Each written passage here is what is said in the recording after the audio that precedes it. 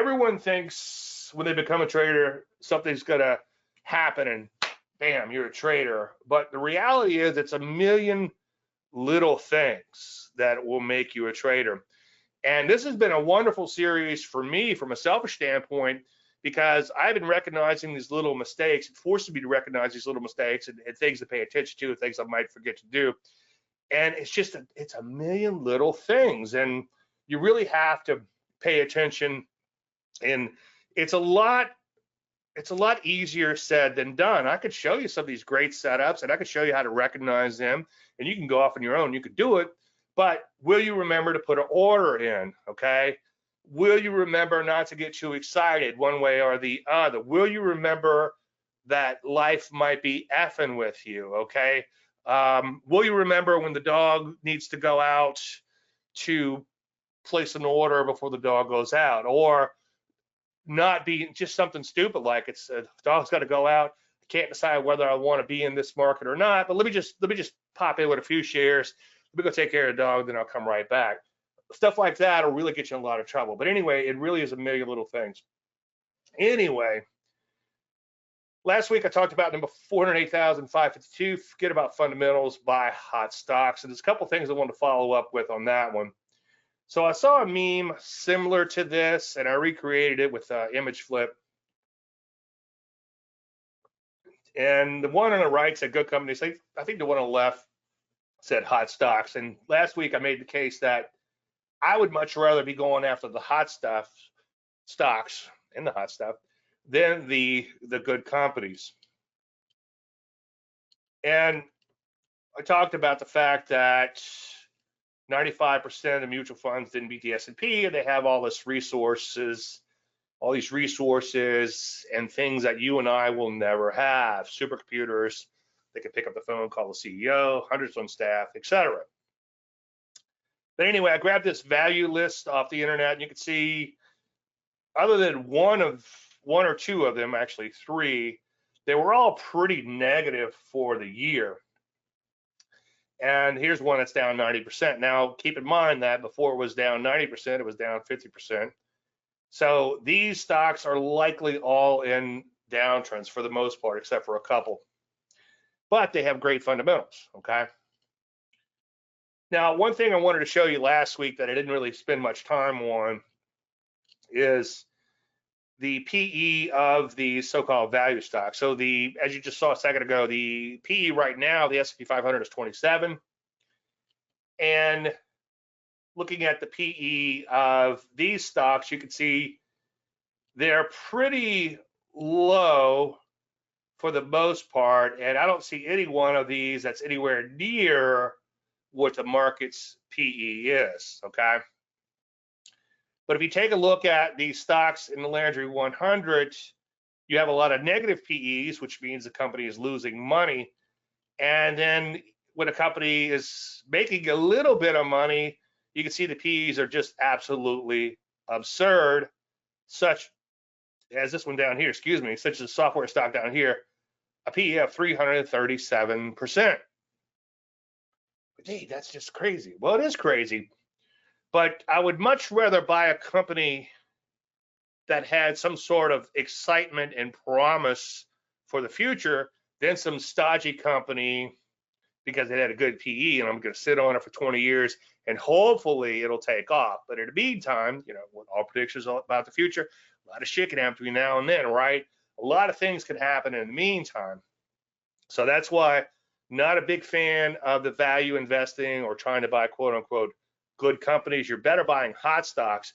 And you know what? Sometimes those hot stocks become value stocks, okay? And let's not get too excited just yet, but maybe what's the gold stocks we're in now? We're in KGC, and what's the other one?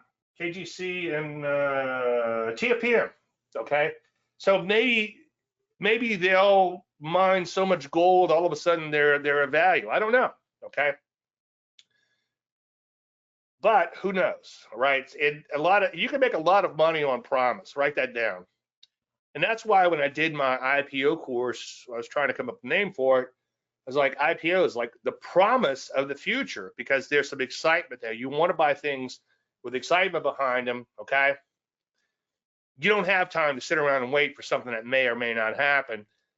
You can look at price and see what's happening now and trade price. But anyway, the point I wanted to make last week is that these value stocks have very, very low PEs, whereas stocks we're trading have non-existing PEs, negative PEs, or extremely high PEs. Now, just a little follow-up too. Last week I talked about the fact that I spent Saturday morning, or the Saturday before, under the house crawling around, and because the shower floor was rotting out. Okay, the guy that put the floor in could have just put in one little collar of the waterproofing, the Curdy. Would have taken him an extra 2 minutes, and we wouldn't be in the situation here. And I was make a note to this: a million of things about marriage. You know, maybe don't mention everything to your wife, because she's like, "How's the show?" I said, "I think it was pretty good." I said, "You know, me, whatever's happened in my life, I bring it back around to trading." And last week I talked about the fact that, how am I going to pay for this? It's like, well, I might have to sell some stock to pay for this. And I tried to explain to her the extraneous influence of whatever. And all she heard was sell stock, buy some. She goes, "So you mean you could sell some stock and put a pool in the backyard?" And I'm like, "Oh shit, yeah." So that would be another little extraneous influence, should I cave in to put a pool in, that could affect a company, right? Or a company stock price, right? Because I might sell because I want money, need money, or the wife wants a pool, whatever the case may be. So I just want to kind of throw that out there real quick. Now, here's one I want to get into heavily, and I think we're just going to scratch the surface this week, but I have pages and pages. I started tweeting out a lot of this stuff already. And originally, I think the idea may have come from Roy Longstreet. He wrote I usually keep it on my desk or near my desk. He wrote a great little book called Viewpoints of a Commodity Trader. If you go to davelandry.com/books-to-read, you'll get a list of books I would strongly recommend you read, and that's one of them on there. The original one's worth a lot more than the reprint. I gave away my original. I bitched about that so much. One of you guys, Mike P, sent me a new one, which was very nice of him, so I can quit bitching. Anyway, you want to pray the trader's prayer, and it's part one of many. I never thought I would watch Yellowstone. I just can't stand how whiny Kevin Costner is. And I put it off forever, and finally got encouraged to watch it or whatever. Or my wife started watching. I forget what happened. But it's actually pretty good, and he's not too whiny in the series. So I changed my tune a little bit about that. There's actually been comedians that make fun of Dancing with Wolves, you know. Day 1006, I wake up to the sun rising. It's like, oh, geez. Anyway, he did say something. His character, John Dutton, said something. John Dutton has a big ranch called Yellowstone. That's not too far away from Yellowstone National Park. This is all fictional, by the way. And he was at this banquet, and he gave a little speech, a little prayer, and he said, "God, give us rain and a little luck, and we'll do the rest." Well, I think a trader's prayer could be something similar, okay? And the overall trader's prayer would be, give us a trend and the wisdom to follow it, and we'll do the rest, right? Well, this thing is getting bigger and bigger and bigger, and I have a digital tablet, as I often say, that I absolutely love. And I just keep writing these things in here as I think of them. Dear God, or whoever you may pray to, the universe, 8-pound, 10-ounce baby Jesus, your internal stupid self, market gods, Yahweh, whoever, give us the strength to see what is, knowing that it often isn't what I want it to be. Okay, give me the strength to see what is, knowing that it often isn't what I want it to be. As Greg Morris has said, and I've talked about this many times, a market only makes new highs 4% of the time. You know, go back and look at that. Was it KGC that died out forever? Okay, 2 months of not doing anything. Okay, but stick it out. follow your plan. If you stopped out, you stopped out. So the point I'm making there is, yeah, it's going sideways, but it hasn't stopped me out. So I need to follow that plan. So for 2 months, that stock was not doing what I wanted it to do, and then it finally took off. Okay, not that they all will do that, but the point I'm trying to make is 90% of the time, at least, the market is not going to be doing what you want it to do. Okay, and it's hard to see what is, and that's one of the biggest lessons that I repeat over and over again. Help me avoid the temptation of trying to outsmart the market by buying oversold or selling overbought, unless I am taking partial profits at those predefined levels as part of the trading plan. The green line in the charts that I showed a little while ago would be the IPTs, obviously, initial profit targets. Give me the focus to review and follow last night's work today.